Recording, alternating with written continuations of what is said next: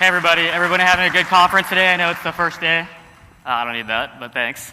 So I'm here to talk to you about an important subject, and that's GIS tools. We're at a GIS conference, and I'm sure everybody would love to talk about more GIS tools, but not just any GIS tools. We're going to talk about GIS tools for a zombie apocalypse. Now, no one here really interested in a zombie apocalypse, I take it? So the interesting thing about a zombie apocalypse is we all know that it could be coming, yes or no? So you might want to pay attention if you don't know.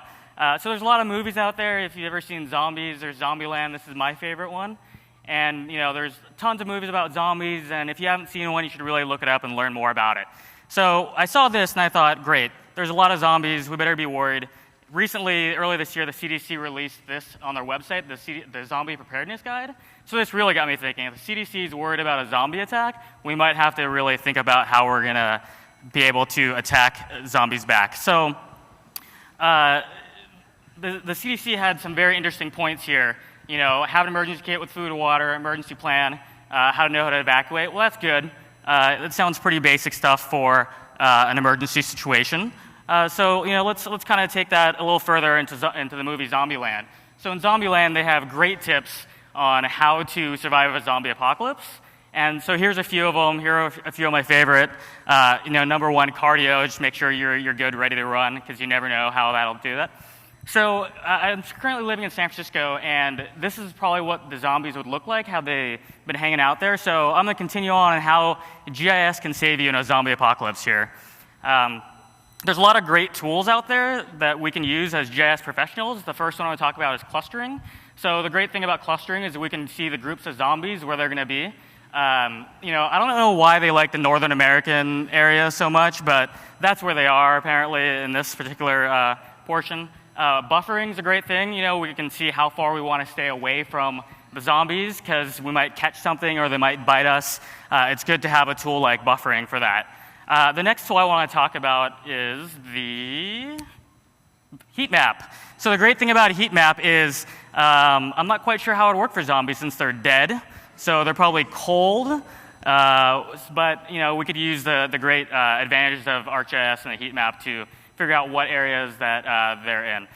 The view shed, if I'm hanging out in my home, I might want to see where the zombies might be, if I can see them, if they can see me. That's pretty important, depending on where I pick my location to have my household, or if I'm going to go out. Drive time analysis, maybe I want to know how fast I can get away from these zombies in 1 minute, 2 minutes, 10 minutes. This is pretty important, and maybe stay away from anywhere a zombie might be, which really gets us into the next topic here, is routing. So our office is 85 2nd Street, and I want to get to Alcatraz because hopefully the zombies can't swim and don't know how to operate a boat. So the great thing about routing, it'll take me as quick as I can from our office on 85 2nd Street to the pier, and then I can jump on a boat and get out away from those zombies. But what happens if the zombies happen to be laying in the street or blocking me? That's a great thing that we have routing with barriers. Another great GIS tool to make sure we stay away from the zombies and route around them just in case they happen to be in our way. The nice thing about ArcGIS also is collaborative mapping. So sharing the locations of the zombies. There might be zombie camps here, zombie camps there. Share them with your friends, share them with the world. Make sure you know where those zombies might be to keep them away from yourself. The great thing about time layers is we can see where the zombies started. So maybe the first invasion was kind of like this.